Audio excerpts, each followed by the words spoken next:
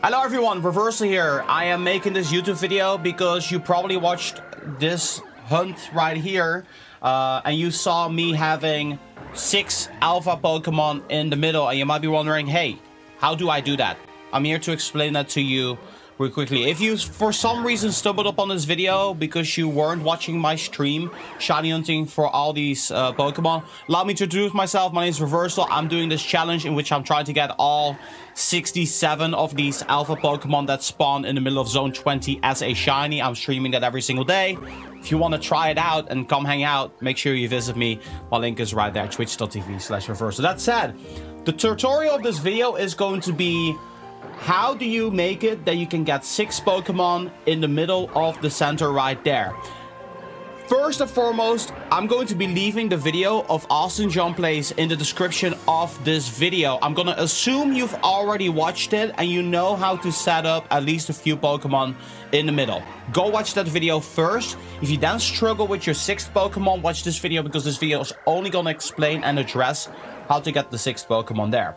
So, considering the fact you've already done this before and you've gotten some Pokemon here, after you catch a shiny or when you kill or catch a Pokemon, you will have 1 Pokemon less in the center. So if you have 6 already, you're going to have 5. Now, how do we make it that the 6th one's going to appear? One thing you need to understand is, this is very important, that if you walk to the area, there's 2 groups of Pokemon that will end up spawning there. So in the distance, we have a Hippowdon, we have the Delibird, and we have the Talonflame. Those are the first 3 that are going to appear.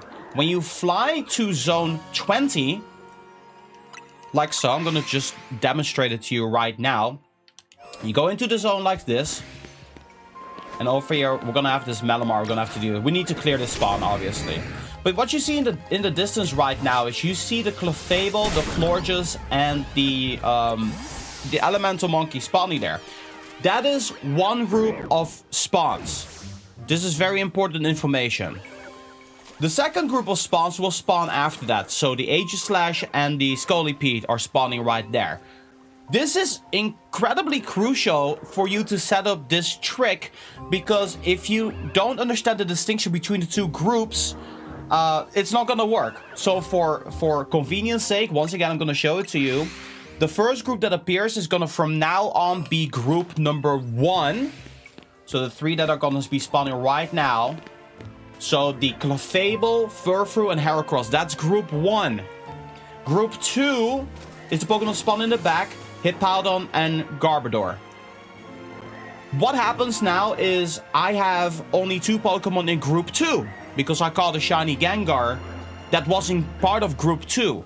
So I'm going to have to pull one of the Pokemon from group 2 in order to make the 6th Pokemon spawn. Now, how do we do that? We need to get ourselves a good Pokemon for that. I'm not sure if Garbodor is a good Pokemon or not, so I'm going to keep flying until I find a Pokemon that I deem good. And for the simplicity of this video, you can pull from different angles, but I'm going to be using the exact same gate that Austin John used in his video to make it easy for you to set up. So Pangoro is a perfect example. So we're going to pull and lure Pangoro here. So the first thing I'm going to do here is I'm going to clear out this Chikorita, and I'm going to be clearing out the Bulbasaur as well, because they're going to be getting in the way a little bit later.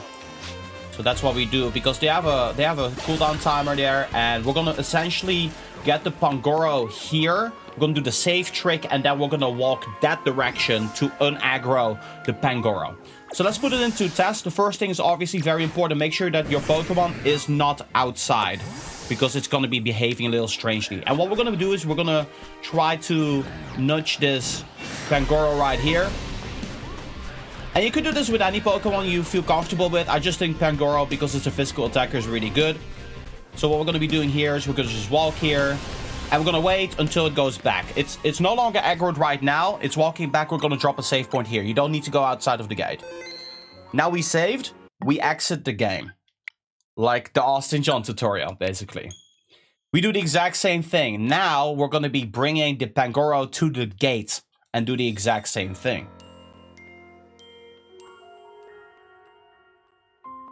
So Pangoro's here. He's going to see me. We want to bring it to the gate. He's going to walk to the gate. He's at the gate. We leave. We drop a save point.